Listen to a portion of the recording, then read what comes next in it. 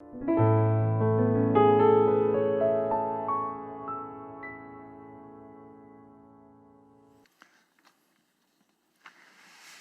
주일 말씀을 전할 수 있도록 허락하신 하나님께 감사와 영광을 올려드립니다. 오늘 선포되어지는 말씀이 오직 주님의 말씀으로만 선포되어지기를 소망합니다.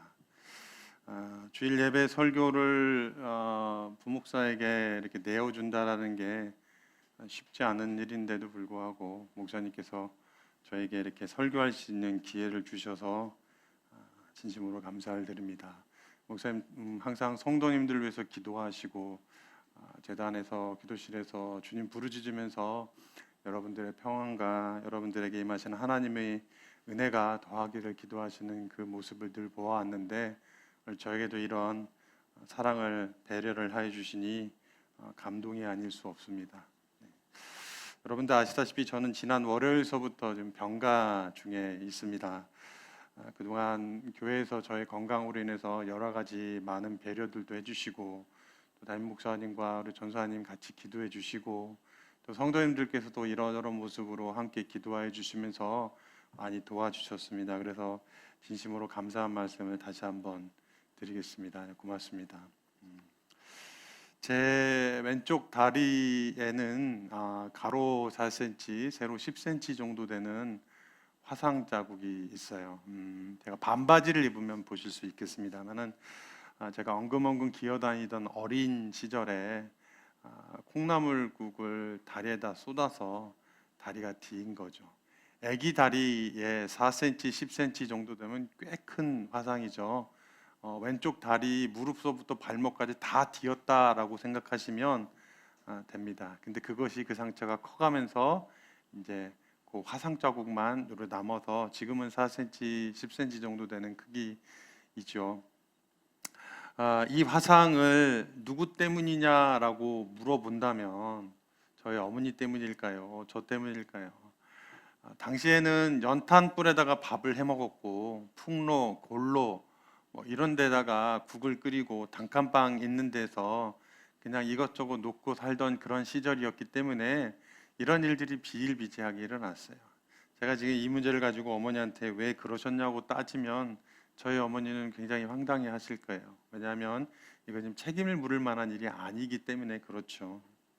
오늘 본문은 태어날 때부터 시각장애를 가지고 있는 사람의 이야기에서부터 시작을 합니다. 제자들이 이 사람의 장애가 누구 때문에 일어난 것이냐라고 묻습니다. 9장 2절 말씀 같이 한번 읽어볼까요? 시작.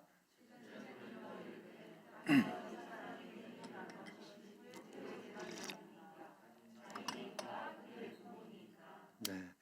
예수님이 살고 있으셨던 그 시대 유대인들은 성경의 말씀보다 율법을 더 중요하게 여겼었습니다. 그래서 율법을 지나치게 강조하고 율법을 지나치게 해석을 하다가 보니까 모든 질병과 장애의 원인은 죄에서 시작한다고 생각을 했던 거예요. 그래서 당신에게 질병이 있습니까? 당신에게 장애가 있습니까? 그러면 당신이 무슨 죄를 지은 거지. 그러니까 당신에게 이런 형벌 같은 징계와 같은 일들이 일어나는 거니까 사실대로 말해보라고 그러면서 그 장애가 누구의 죄 때문에 일어났는지를 물어봅니다. 이 장애인은 날 때부터 시각장애인이었기 때문에 부모님의 죄냐고 물어볼 수도 있겠죠. 또 본인의 문제이냐고 물어볼 수도 있을 겁니다. 이렇게 원인과 결과를 운명적으로 받아들이는 잘못된 신앙을 가지고 있었기 때문에 이때 당시에는 누구의 죄로 인해서 이런 질병이 일어났느냐, 이런 장애가 일어났느냐라고 물어보는 것이 어쩌면 당시로서는 당연한 질문일 수도 있었을지 모르겠습니다. 누구 때문이냐라고 하는 질문을 하면 질문을 하는 사람은 그냥 궁금해서 그럴 수도 있어요. 누구 때문에 그러는 거냐고.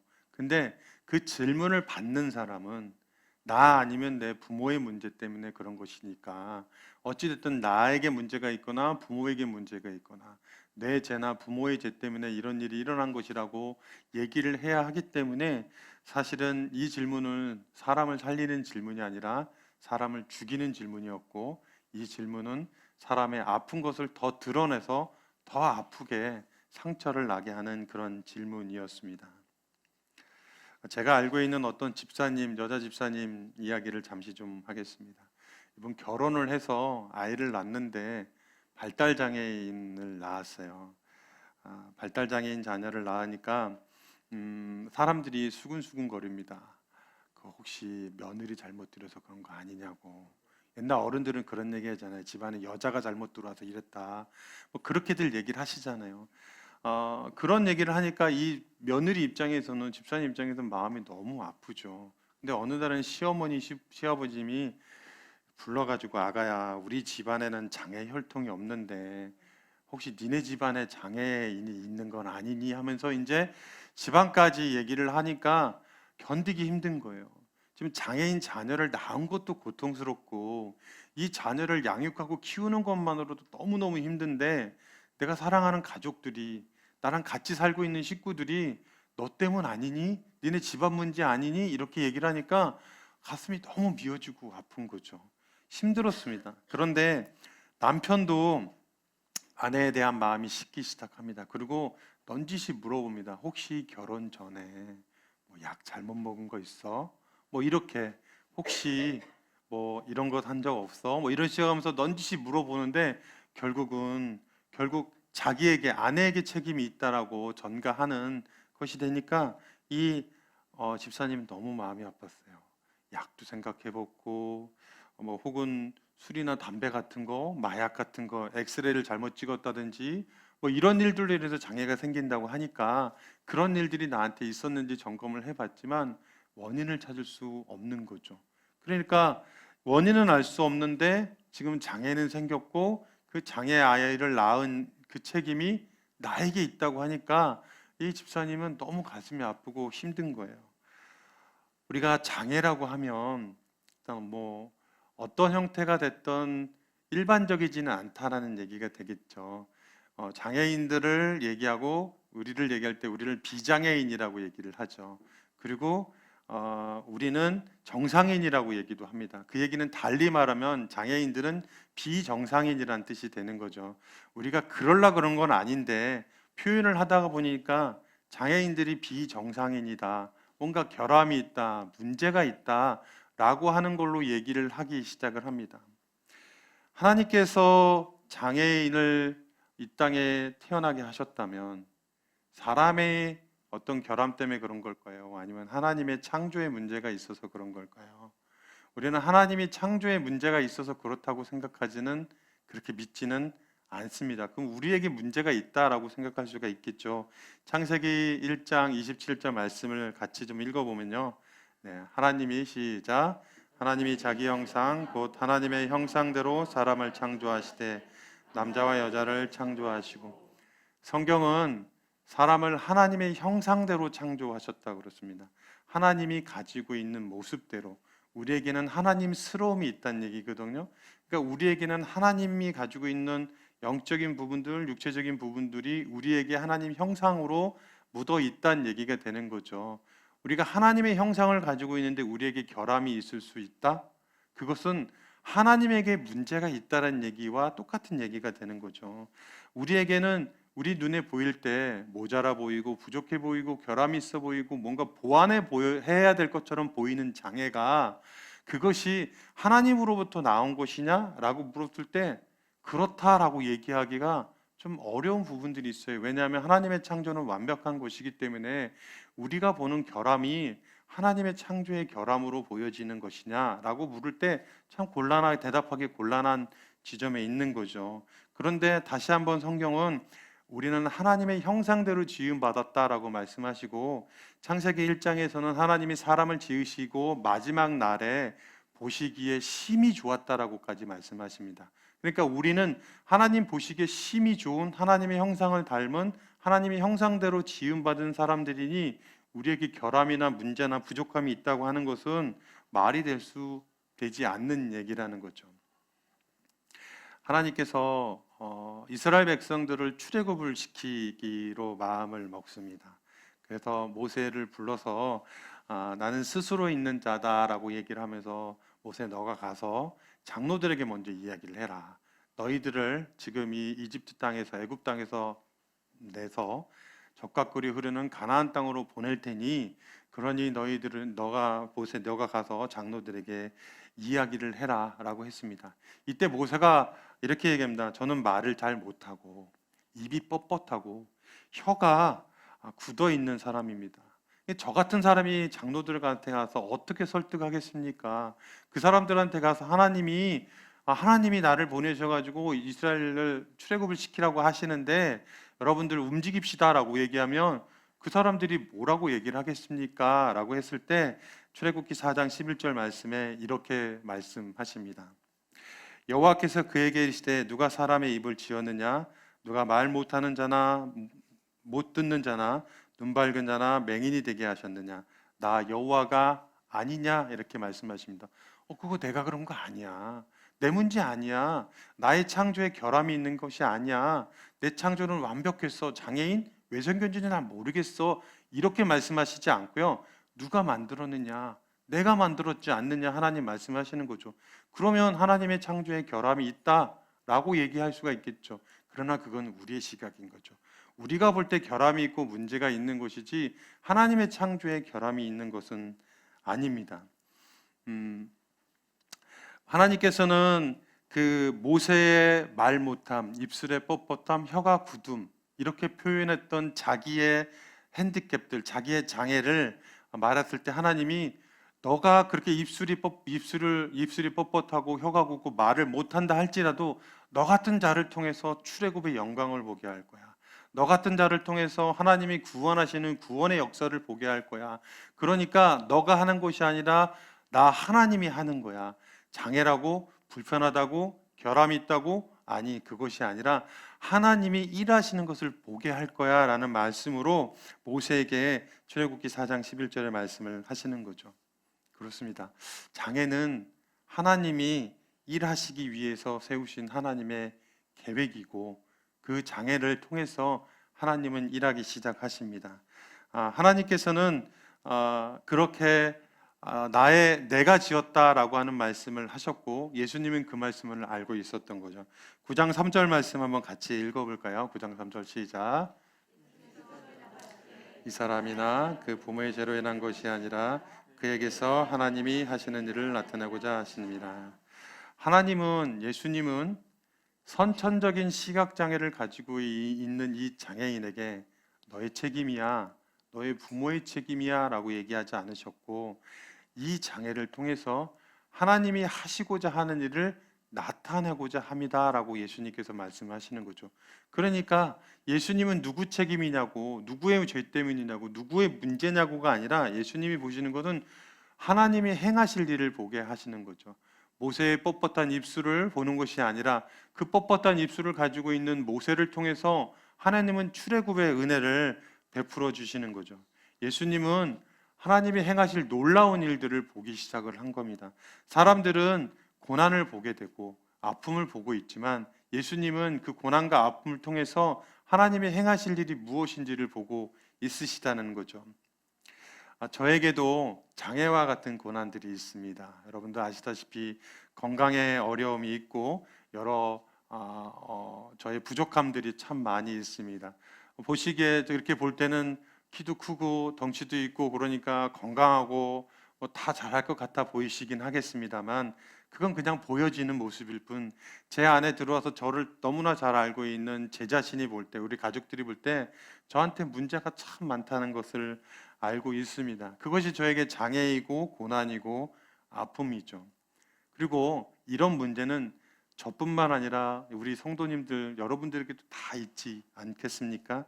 가정이 위기에 처해 있고 자녀가 일탈하고 있고 직장에서는 문제가 생기고 재정에는 어려움이 생기고 관계에 불편한 일들이 생기고 질병들이 일어나게 되고 우리가 신경 쓰고 고민하고 해결해야 될 문제들이 정말 말을 안 해서 그렇지 정말 쌓여 있다 생각하면 산만큼 쌓여 있을 만큼 우리에겐 그런 문제들이 너무너무 많아요.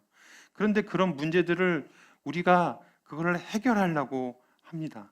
그거를 해결하려고 노력하고 바꿔보려고 노력하고 시간을 들이고 또 여러 가지 재정도 들이고 해보지만 그렇게 하면 할수록 사실은 지치고 힘들고 어렵고 결국은 상처나는 일들만 남게 될 뿐 우리의 고난의 문제가 해결되지 않는 것을 우리는 숱하게 경험하고 있습니다. 그렇다고 아무것도 안 하고 내버려 둬야 될까요? 그런 것도 아닌 것 같고 하니 무엇인가를 하려고 하죠. 그런데 우리가 해결하려고 해도 해결되지 않는 그 고난의 이유는 뭐냐면 하나님이 하시려고 하는 일을 나타내려 하시기 때문이라는 거죠. 다시 말하면 그 고난과 장애와 아픔은 내가 해결할 문제가 아니라 하나님이 해결해 주실 문제라는 거죠.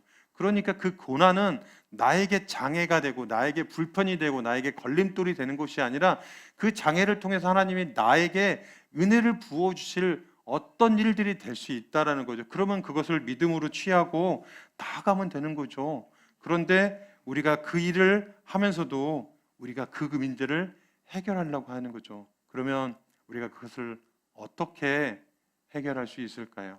말씀드렸듯이 하나님이 행하시고자 하는 일이기 때문에 우리의 노력으로는 안 된다고 했지 않습니까? 9장 5절 말씀에는 내가 세상에 있는 동안에는 세상의 빛이로라 라고 말씀하십니다.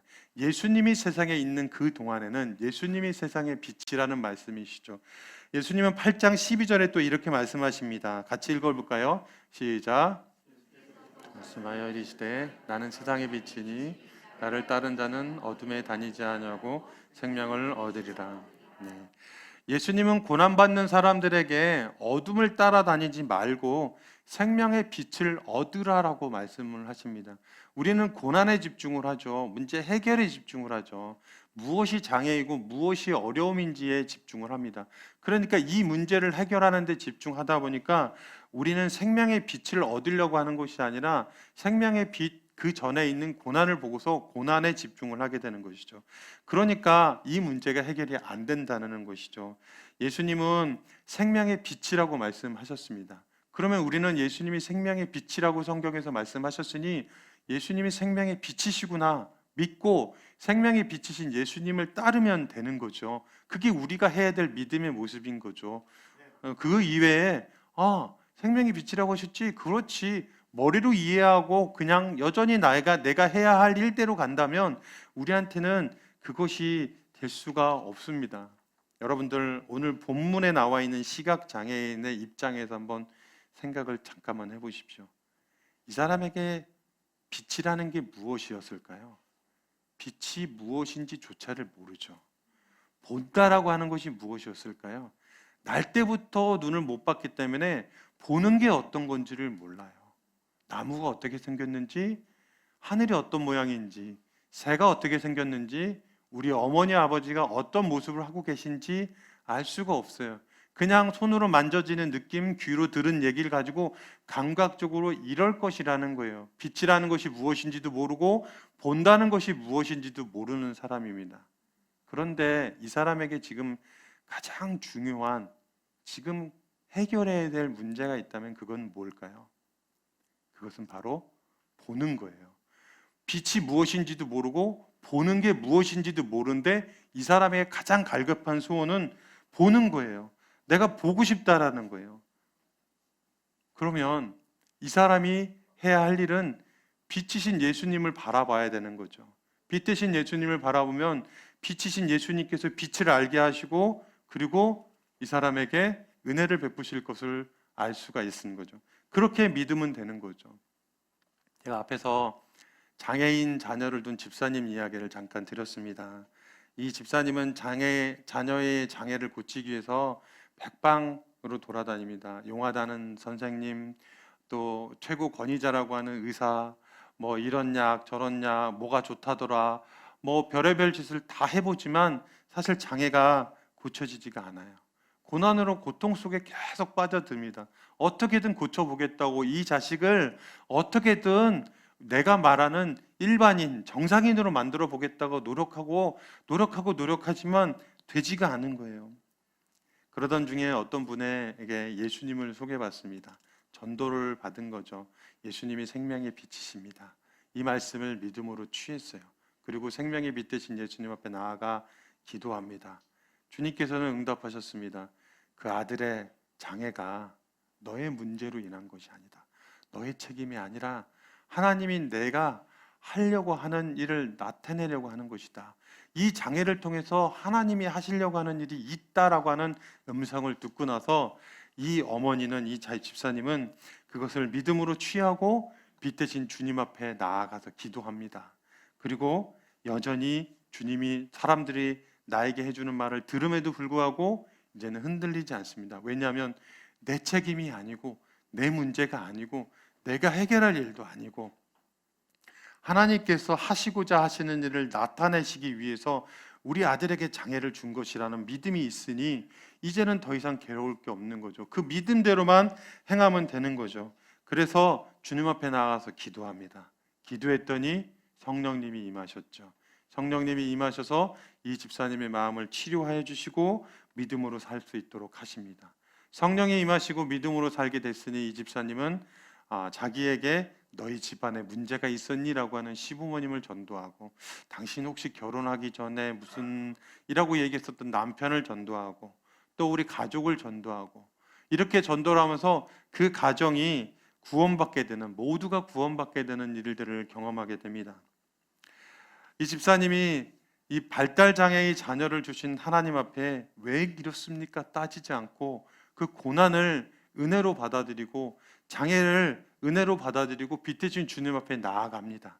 그러니까 이 고난은 하나님의 일하시는 도구가 되어서 그 가정이 변화가 되게 된 거죠. 집사님 저한테 그러십니다.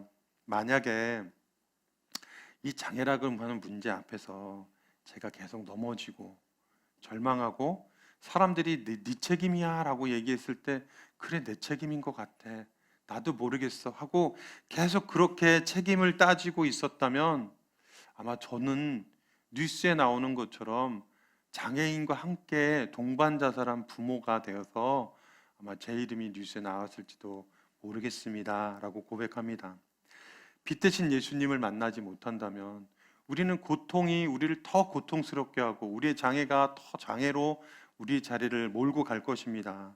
그런데 빛 대신 예수님을 만나서 순종하고 그 예수님 앞에 나아가면, 그리고 주님을 바라보면 그 가정에 구원이 임하고 기쁨이 가득하게 됩니다.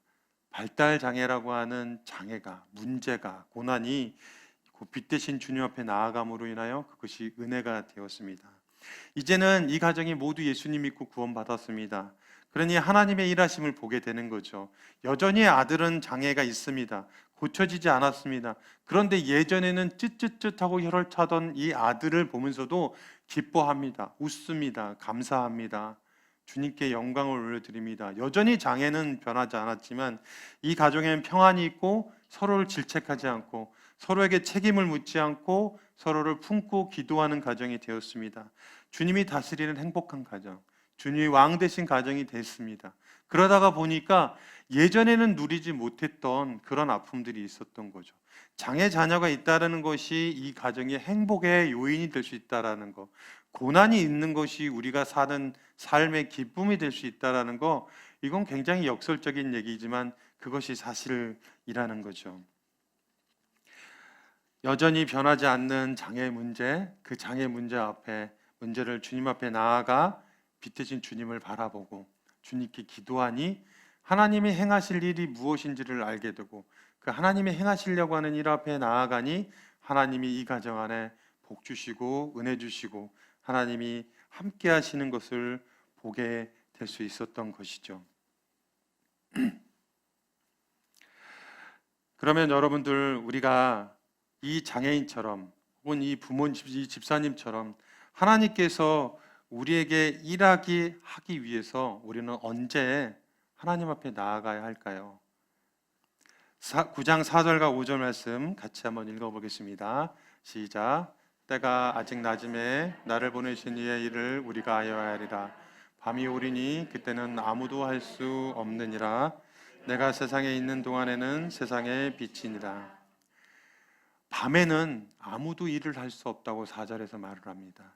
예수님이 세상에 있는 동안에는 세상의 빛이라고 말씀하십니다. 언제 우리가 하나님이 일하실 것을 나타내려 하는 것을 보아야 하냐면 낮에 해야 됩니다. 빛 대신 예수님이 우리와 함께 있을 때, 빛 대신 예수님이 나주로 있을 때, 그때 우리가 행해야 되는 것이죠. 여러분들, 우리에게 빛 대신 예수님이라고 하는 사실이 믿음으로 받아들여지는 그 순간이 낮입니다. 그렇죠. 빛 대신 예수님은 그렇죠 하고 그냥 동의하고 끝나면은 그건 우리가 낮이 될 수 없는 거예요. 그때는 밤인 거예요. 근데 빛 대신 예수님이 있는 동안이 낮이라고 하는 사실을 믿음으로 취하면 그때가 낮이 되는 거죠. 그러면 그때 하나님이 일하시기 시작한다는 거죠. 예수님이 세상에 있는 동안 그때가 세상의 낮이고, 그리고 예수님이 세상의 빛이십니다.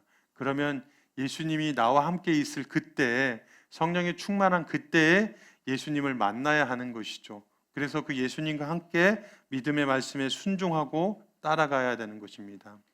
예수님은 이 땅에 오신 이유가 있습니다. 하나님이 예수님을 보내신 이유가 있습니다.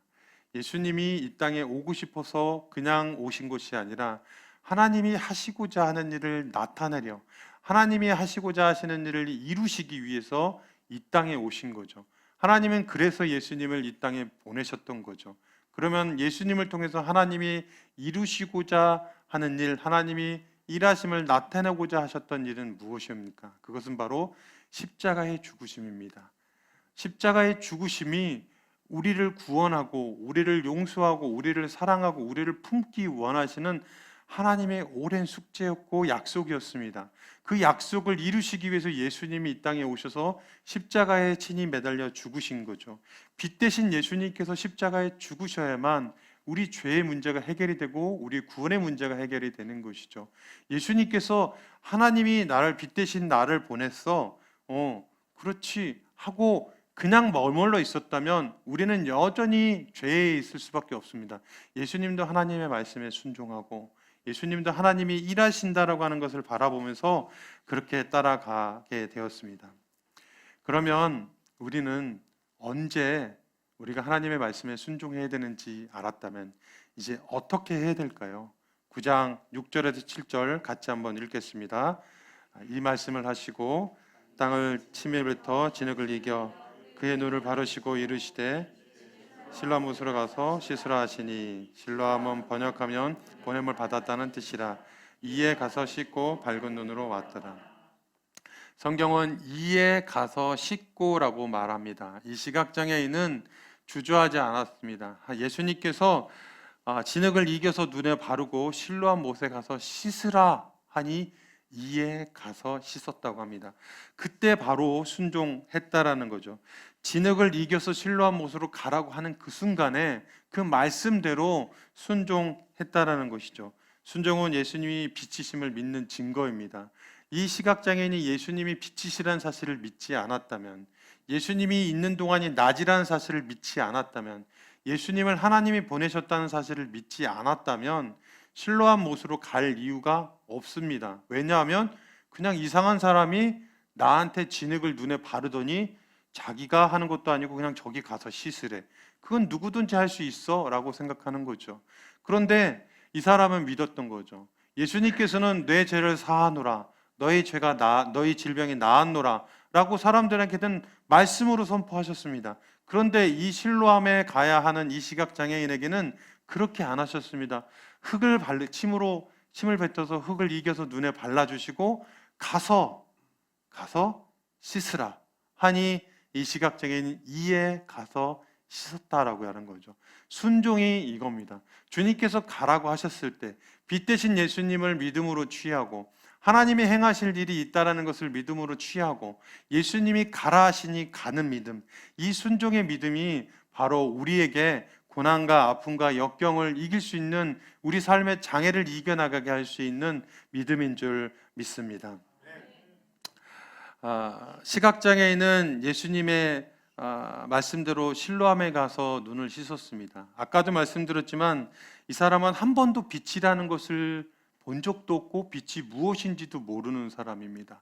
그런데 그 예수님이 빛이라고 하셨던 그 말씀을 믿는 그대로 순종해서 그 눈을 뜨게 되는 일을 경험하게 되는 거죠. 순종은 우리가 하나님의 일을 하기 시작하는 지점에 있는 것이고, 고난은 우리가 하나님의 일하심을 나타내려고 하는 그 일을 보여주게 되는 시작이 되는 것입니다. 제가 선한목자교회 사랑부에서 발달장애인 사역을 한 1년 반 정도 했었을 2013년도 7월 초였습니다. 사역을 마치고 이제 사무실로 내려오는데 몸이 어딘지 좀 이상한 거예요. 평상시 같지 않은 컨디션입니다. 이 사무실 가서 좀 쉬는 게 낫겠다 해서 내려왔는데도 여전히 동일하게, 아니 점점 더 심하게 몸이 이상해지는 거예요. 어질어질하고 천장이 빙글빙글 돌기 시작을 하고 뭔가 이상해서 안 되겠다, 집으로 가야겠구나 해서 차로 가서 차 문을 열었는데 차 문을 여는 순간 제 몸이 뒤로 쓰러지려고 합니다. 그래서 차 문을 붙잡고 쓰러지지 않으려고 이렇게 휘청하고 빙빙 돌았습니다. 간신히 몸을 어떻게 해가지고 아내에게 운전을 하라고 시키고 그리고는 병원으로 갔습니다. 병원에 가서 치료를 받았죠. 그 시간이 저한테는 골든타임이었습니다. 만약에 그 시간에 저희 집이 당시 화성이었는데 화성까지 가겠다고 외곽순환도로를 올라탔다면 저는 안양 가기 전에 아마 죽었을지도 모릅니다. 그때 그 골든타임으로 인해 저는 살았습니다. 그리고 치료를 받고 집에 갔습니다. 그런데 몸이 다시 격렬히 일어나고 아파오기 시작하는 거예요. 그래서 화성에 있는 집 근처에 있는 종합병원에 가서 거기서 수술을 받고 치료를 하고 회복을 했습니다. 링거를 맞고 있으니까 다 나은 것 같아요. 아무렇지도 않은 거예요. 그래서 다 나았나 보다, 이제 좋아졌나 보다 하고 집으로 돌아갔는데 5m를 못 걸어갑니다. 아내의 부축을 받고 부축을 받으면서 운동을 하려고 걷는데 앞으로 갈 수가 없는 거예요. 한 걸음 내딛는 것이 너무 힘든 거예요. 이렇구나. 하나님이 좋은 직장, 남들이 부러워할 만한 직장 내려놓고 다시 사역하라고 해서 사역했는데 이게 뭐지? 하나님의 허락하심이 여기까지인가 보다. 나의 순종함을 보시기 위해서 내가 이렇게 살게 해서 이제 하나님 나를 부르시려나 보다 라고 생각을 했습니다. 그리고 제가 이렇게 순종하라고 하시는 그 말씀에 따라는 가지만 마음속에서는 너무 아프고 힘든 거예요. 갈등이 되는 거죠. 말씀대로 순종했는데 말씀대로 나 직장 내려놓고 사역하라고 해서 사역 다시 시작하는데 왜 나한테 이러실까? 마음이 너무 아픈 거예요. 하지만 기도합니다. 오늘도 살아있으니 주님 바라보고 기도하고, 그때는 성경을 읽는데 창세기를 읽는데 창세기 한 장을 읽는데 한 달이 걸렸습니다. 읽지를 못하는 거예요. 그렇게 기대하고 기도하고 나아갑니다. 아내도 옆에서 눈물로 기도합니다. 이렇게 이런 날들이 일어나고 이런 날들이 계속 일어납니다. 빛 대신 예수님이 저의 생명 되시고 저의 사랑이 되시니까 그 하나님의 일하심이 분명히 있을 것이라고, 나를 죽이지 않으시면 하나님 분명히 행하실 일이 있으실 거라는 믿음으로 있었습니다. 그래서 저는 하나님의 행하심을 보게 하셨습니다. 그게 무엇이냐면 장애인 사역을 마음에 품게 하고 평생토록 장애인 사역을 하게끔 하는 일이었습니다. 저는 여전히 건강이 안 좋습니다. 5m를 걷지 못하는 상황에 있으니 주일날 사랑부에 가서 설교를 하면 설교가 사랑하는 여러분 이래요. 이러니까 너무너무 힘든 거죠. 그 모습을 보는 선생님들이, 부모님들이 연약한 저를 섬깁니다. 저는 연약한 상황임에도 불구하고 연약한 장애인들과 장애인 부모들을 섬깁니다. 연약한 사람이 연약한 사람을 섬기고 또 다른 연약한 사람이 또 다른 연약한 사람을 섬기고 서로 연약한 사람들끼리 섬김의 일들이 시작이 되는 것이죠. 고난이 없었다면, 그런 아픔이 없었다면, 빛 대신 예수님을 눈으로 볼 수 없었다면, 빛 대신 예수님 앞에 순종하지 않았다면 일어날 수 없는 일인 거죠. 저는 사실 발달장애 사역을 하겠다고 하지만 제가 발달장애를 잘 알지는 못합니다. 그리고 저희 가족이나 저희 집안 안에 장애인이 있지도 않습니다. 그러니 제가 장애를 알면은 얼마나 알겠습니까? 책으로 보고 경험을 통해서 아는 것이 제가 알고 있는 것의 전부이지요. 이런 일들을 가지고 부모님들을 만나면 어떤 부모님들은 그렇게 얘기를 합니다. 목사님은 장애 자녀가 없어서 그래요. 목사님은 우리 마음 몰라요. 그렇죠. 제가 그분들의 마음을 알 수가 없죠. 그런데 제가 그분들한테 이렇게 얘기합니다. 맞습니다. 저는 장애가 없고 저희 가족 중에 장애가 있는 분이 없기 때문에 어머님, 아버님 이 마음을 제가 알 수는 없습니다. 그런데 제가 분명히 아는 것 하나, 하나님께서는 저를 연약하게 만드셔서 이 연약함을 통해서 연약한 이들을 섬기게 하시는 일을 하셨습니다. 내가 비록 장애를 모르고 장애를 경험하지는 않았지만 저희 이 연약함은 저에게 장애이고 저에게 이 연약함은 저에게 고난인데, 이 장애와 고난을 통해서 여러분들을 섬기고 사랑하고 기도하라고 하셨으니 제가 그 빛 대신 주님 앞에 나아가고 주님께 순종하며 갈 수밖에 없습니다 라고 말씀을 드립니다. 사랑하는 성도 여러분에게도 제가 기도를 부탁을 드리고 싶습니다. 저는 여기서 이제 사역을 마치고 다음에 어느 교회로 가든지 그것이 어떤 교회이든지 저는 발달장애인 사역을 합니다. 그리고 주님이 주신 마음 때문에 그 사역을 계속해서 하게 될 것입니다. 근데 말씀드렸듯이 저희 연약한 이 몸을 가지고 장애인들과 장애인 부모를 섬긴다고 하는 것이 어려울 수 있습니다. 그래서 빛 대신 주님이 필요합니다. 그래서 빛 대신 주님 앞에 나아가야 합니다. 그래서 주님 하나님께서 행하실 일이 무엇인지를 기대하고 기도해야 됩니다. 그래서 여러분들의 기도가 더 필요합니다.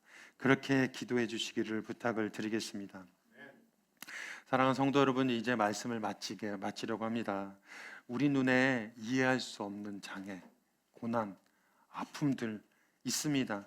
이 문제 내가 해결하려고 하면 힘들고 어렵고 꼬이고 해결되지 않는다 말씀을 드렸습니다. 그것은, 고난은 하나님이 우리를 통해서 하나님이 하시고자 하시는 일을 나타내기 위해서 주신 선물인 거죠. 고난은 나의 장애고 나의 아픔이고 나의 어려움이 아니라 이 고난이 하나님께서 나에게 주시고자 하시는 선물이라는 거죠. 우리 삶에 숱하게 많은 고난들이 있습니다.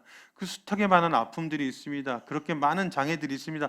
그거 고치려고 노력하지 마시고 빛 대신 예수님 바라보면, 그 빛 대신 예수님 만나면, 그 빛 대신 예수님 앞에 순종하면 하나님이 분명히 그 일을 통해서, 그 장애를 통해서, 고난을 통해서 우리에게 행하고자 하시는 일이 이루어질 줄 믿습니다. 예수님 우리에게 진흙을 발라주십니다. 지금 그렇지 않아도 보이지 않는 눈인데 거기다 진흙을 발랐습니다. 더 안 보입니다. 핏뿌옇하게 보이는 빛의 느낌조차도 진흙을 발라놔서 더 캄캄해집니다. 보이지 않습니다. 암담합니다. 우리의 삶이 그런 것 같죠. 그런데 예수님 왜 내 눈에 진흙 발라놓으셨어요? 왜 더 안 보이게 만드셨어요? 왜 더 고통스럽게 하셨어요? 이것이 아니라 이에 가서 씻으면, 바로 진흙을 발라주신 예수님의 손길, 예수님의 말씀, 빛 대신 예수님 말씀을 순종하면 하나님이 우리에게 발려져 있는 진흙을 벗기고 우리의 눈을 밝게 뜨게 해서 하나님이 그 고난을 통해서 우리에게 행하고자 하시는 일을 나타내려 하신다라는 이 믿음이 저와 여러분에게 있기를 소망합니다. 주님께서 가라고 하신 실로암에 지금 바로 가는 순종함, 그것이 빛 대신 예수님을 바라보는 기적의 삶입니다. 우리 생애의 시각장애 우리 벗어버립시다. 장애를 보지 말고 예수님이, 빛 대신 예수님 바라보고 그분이 하나님이 보내신 분이시며 그분은 우리를 구원하실 분이시며 그분을 통해서 우리의 모든 고난과 아픔과 역경과 장애를 이기게 하시고 하나님의 행하실 일을 있다라고 믿음으로 취하고 순종한다면, 그러면 하나님께서 저와 여러분에게 축복으로 함께 하실 줄 믿습니다. 여러분들이 축복에 가득하시기를 여러분들 기원합니다. 우리 함께 찬양하시겠습니다.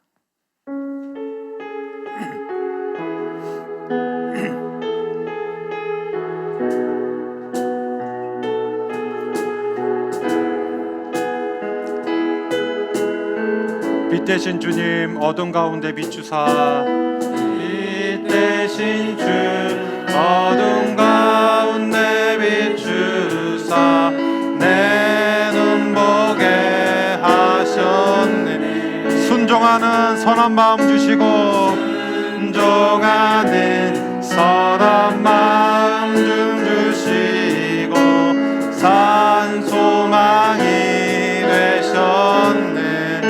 나 주를 경배하리, 나 주를 경배하리, 엎드려 절하며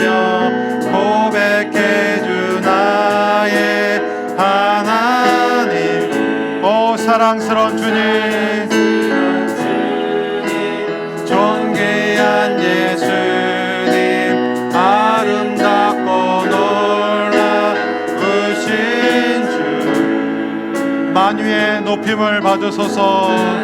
주의 높임을 받으소서. 영광 중에 계신 주 겸손하게 인하신 사랑으로 오신 주. 나 주를 경배하리.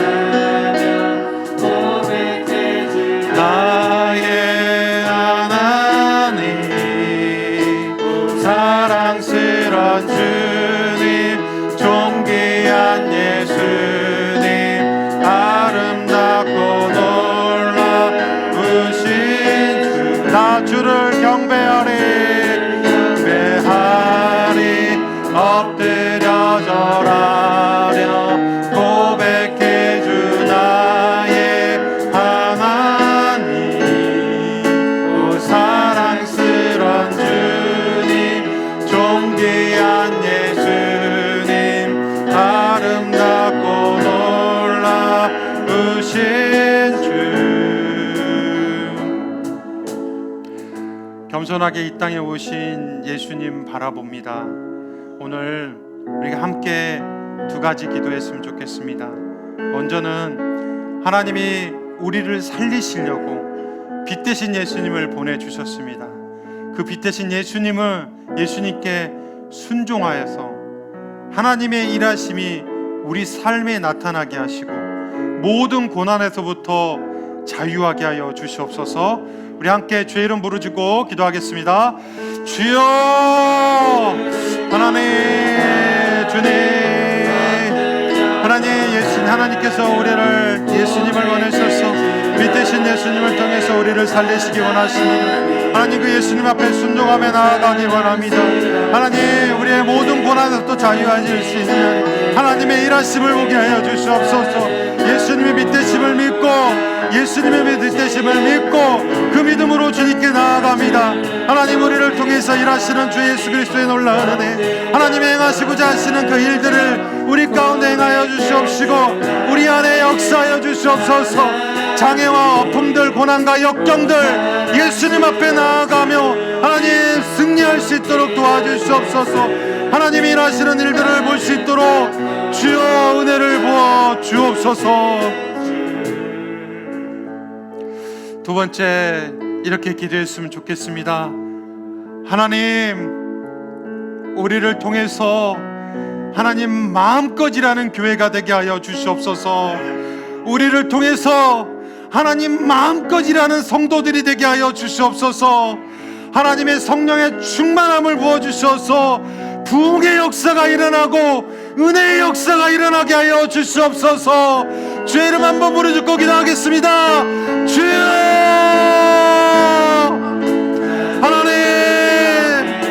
하나님 마음껏 일하여 주시옵소서.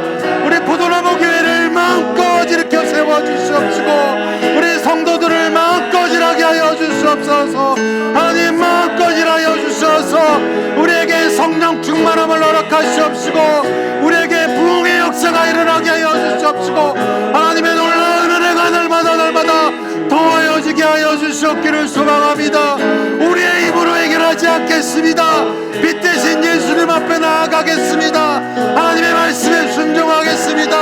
하나님 행하시려고 하는 일, 그 일을 주님 따라가겠사오니 오 사랑스러운 주님, 예수님 앞에 나아가게 하여 주시옵시고 주님 앞에 놀라운 일들이 일어나게 하여 주시옵소서.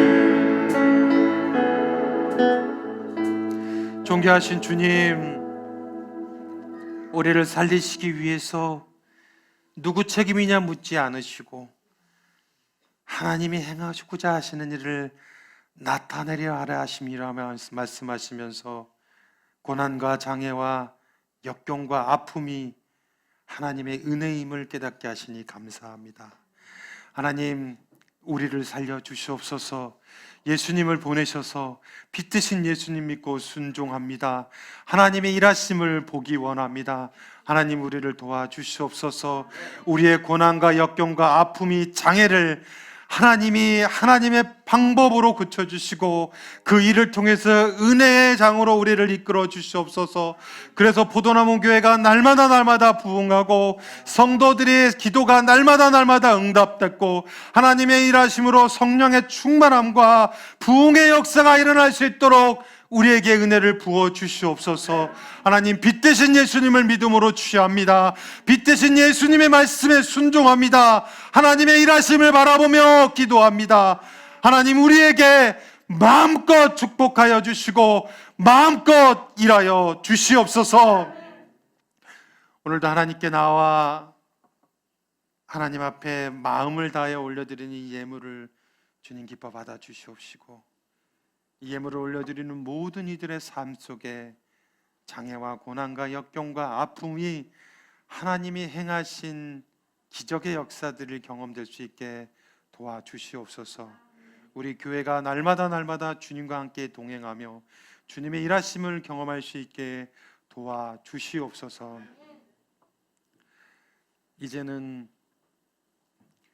우리 인생을 하나님의 형상대로 지으셔서 우리가 결함 없는 하나님의 자녀로 삼으시고 우리에게 복 내려 주시기 원하시는 아버지 하나님의 완벽하신 사랑하심과 빛으로 오신 예수님께서 십자가에 피 흘려 순종하심으로 우리의 모든 죄를 다 밝혀 용서하여 주신 빛 되신 예수 그리스도의 은혜와 우리가 하나님의 일하심을 보게 하기 위해서 우리에게 고난으로 하나님의 행하심을 보고 따라가게 하시고 은혜의 자리로 이끄시는 성령님의 역사하심이 오늘 온라인 예배와 예배당에서 예배를 올려드리는 모든 성도들에게 이제부터 영원토록 함께 하시기를 간절히 축원하옵나이다. 아멘.